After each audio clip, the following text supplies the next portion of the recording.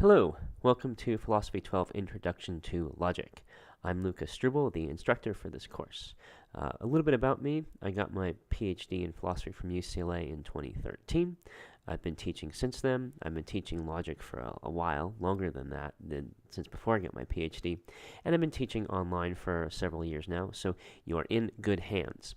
So in this video, I'm going to talk a little bit about the overall course structure, kind of about the syllabus, what's going on with the Canvas website a little bit about what we'll be doing in this unit. So we'll be learning about logic briefly in this unit, but this is going to talk more about the course structure. So every week we'll have 2 units, and those will be released on Tuesday or Friday morning if they're not already up. If you look in the modules section of the Canvas site, you'll see on the left-hand side of the website that there are a bunch of links, and one of them says modules. So if you click on that, you'll see, there are all these modules that are already up. And I'll be adding more modules as the course goes on. And then there will be usually 2 times homework will be due in the week, on Mondays and Thursdays at midnight, or 11:59 p.m., so right before it becomes the next day. And so in each unit, on the course website, there'll be videos like this, and also slides accompanying those videos. And so if you look directly beneath this video window on the Canvas site, you'll see that there's a PowerPoint file. It says PPTX, so it's a PowerPoint file. If you download that, you'll see that those are the slides that I'm using in this video. He'll also be reading from the text in each unit, and there'll be exercises on Canvas sometimes, and then almost all the time there'll be exercises in the Logic 2010 program, which I'll talk about in a few minutes. And your course grade will come from the homework exercises in Canvas and in the Logic 2010 program, and from the exams, which will be in the Logic 2010 program. So our text, our main text is Shantila's Inside Logic, which was written by Marvin Belzer, and I've revised it somewhat to work with our program, and it's free, which is nice, and that's on the course website. And the particular chapters of it are just linked in each module. So if you see in this module, you'll see that chapter 1 and 2 are linked. And then there's a second text which we'll be using sometimes, which is associated with the Logic 2010 program, and it comes with it, and it's free. And it's called an Exposition of Symbolic Logic. That's by Terry Parsons, and it's available through the Logic 2010 program. I'll talk more about that when we get to it and show you how to get the text. So the Logic 2010 program, which I mentioned, it's free software. And you'll do some of your exercises. In fact, the vast majority of your homework will be done in the Logic 2010 program. And we'll be talking about it more in the next unit. You will have one homework assignment with it, just one thing to do in this unit, which is create an account in it. And there's another video in this module that will show you how to do that.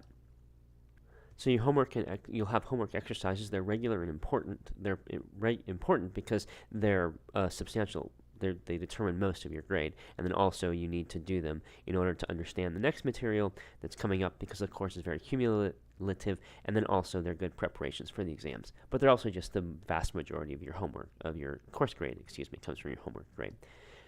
So they're due Thursdays and Mondays at 11:59 p.m., some on Canvas, a lot in the Logic 2010 program. And the assignments are listed on the assignments page. There are actually 2 assignments pages. There's an assignments page in Canvas, which lists basically all of the assignments. And there's also an assignments page that's associated with the Logic 2010 program, and that will tell you which specific Logic 2010 exercises to do. And again, you'll be learning about that as the course proceeds. There'll be videos on that. So on the Canvas website, there's a syllabus, which is quite useful, actually, if you look at that, because it shows you, it has a ton of all the due dates in it. So if you're ever not sure about what's due when, it's actually a good idea. You can go to the syllabus page and look at that. And then it also has the actual course syllabus document, but it has a nice listing of all the everything that's due. There's the text is available on the course website. There are discussion boards. So we'll have some required discussions, and then also there are discussion boards for asking questions about exercises and questions about just the course in general. All the units or modules are on there. There's a thing called Confer Zoom. Zoom is a video chat program. It's free, and we'll be using that for our video office hours, which will be, at least for now, Tuesday nights from 8 to 9 p.m. And those are voluntary. You can show up if you want to, and it's a good place to come if you have any questions about your homework. And then there's the assignments list. And by the way, there's a Canvas app, which you can get for your phone or tablet, and that's a nice way of keeping track of, it makes it easy to see what your upcoming assignments are if you check that app out. And then some of the homework exercises. Again, a lot of the homework exercises will be in this Logic 2010 program, but at least for this first unit, for example, a lot of your homework will be on the Canvas website. Your course grade then, so you'll have a percentage, and how's your percentage calculated? Well, we take your Canvas points and your Logic 2010 points, the points you earn on Canvas and the points you earn in the Logic 2010 exercises, add them up, that's your total points. And then we figure out what the total possible points are, add up the total possible number of points you could get on Canvas and the total possible points you could get with Logic 2010, and divide your points by the total possible points. So 100 to 90 is an A, 89 to 80 is a B, 79 to 70 is a C, 69 to 60 is a D, and worse than that is an F, which I do not plan on having to give to anybody. I think you will all do quite well. You're certainly all very well prepared. One important thing about Canvas, Canvas does not show your Logic 2010 scores, and that means that you can't, if you want to know what your course grade is, you'll have to talk to me to find out what your Logic 2010 scores are. Canvas does not. Canvas will only show you how you're doing on Canvas. It won't show you how you're doing on Logic 2010, and Logic 2010 is a really big part of your course grade, so you cannot know just by looking at Canvas, the Canvas gradebook, what your what your current course grade is. The video office hours I mentioned before, they'll be Tuesdays from 8 to 9 p.m. at least for now, and I can also make appointments with you if you're having trouble. And in particular, if you run into trouble getting the Logic 2010 program set up or first using it, then we're going to want to have a quick video chat probably to get any of those problems resolved, if you do run into such problems. And these we'll use the Zoom program through Confer Zoom on Canvas. It's nice because it allows for screen sharing, and we can have multiple people in a video chat at the same time. And it's free, which is nice too. So what do you need to do? Well, you need to watch the videos and review the associated slides for each module. You need to read the text. You can read the text before watching the videos or after watching the videos, or both. It's really up to you. You have that flexibility because it's an online course. You need to do the exercises. And you need to ask me questions. When you run into trouble with the exercises, then your job is to ask me what's going on. And there are two places to do that.